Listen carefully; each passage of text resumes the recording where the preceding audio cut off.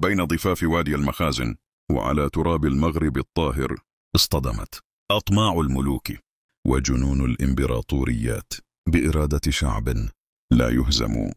معركة لم يعرف التاريخ مثلها. 3 ملوك دخلوا ساحة المعركة ولم يخرج منها أحد. إنها معركة وادي المخازن أو معركة الملوك الثلاث، يوم 4 من غشت سنة 1578 ميلادية. بعد وفاة السلطان السعدي عبد الله الغالب استولى ابنه محمد المتوكل على الحكم، ولكن عمه عبد الملك السعدي انتزع منه العرش.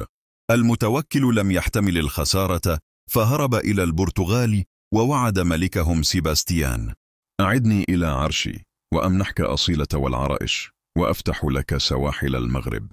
سيباستيان الملك الشاب المتهور أجابه ممتلئا بالغرور: سأدخل المغرب بجيوش أوروبا وأرفع راية المسيحية على أسواره.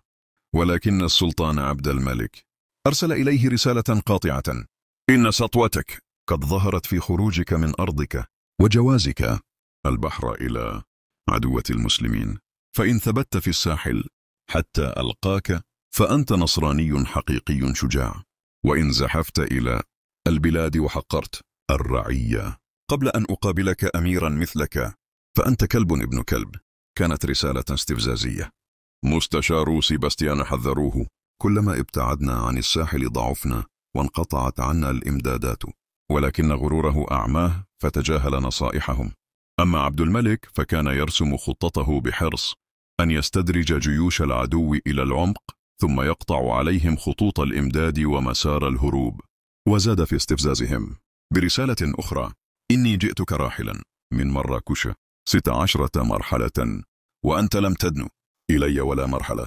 وبهذا الدهاء ساقهم إلى وادي المخازن، حيث نصب الفخ المحكم.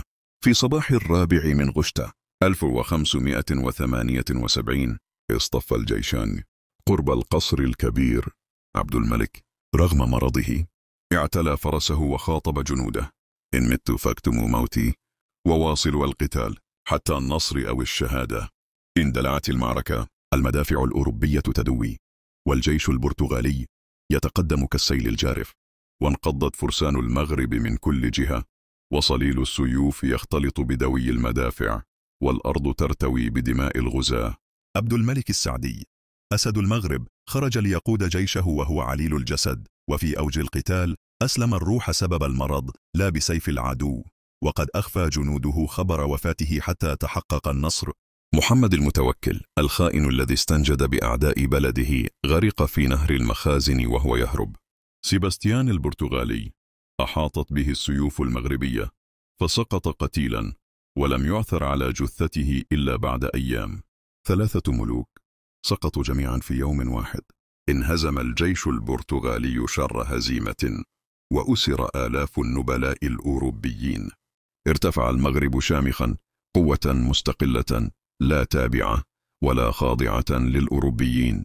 أما البرتغال فدخلت في أزمة سياسية أدت إلى زوال استقلالها وابتلاعها من إسبانيا. هكذا سطر المغرب صفحة من ذهب في تاريخ البشرية. لم تكن معركة وادي المخازن مجرد مواجهة عسكرية، بل كانت معركة كرامة وهوية، وفيها قال المغاربة للعالم كله: هنا يقف المغرب، وهنا تتحطم الأطماع.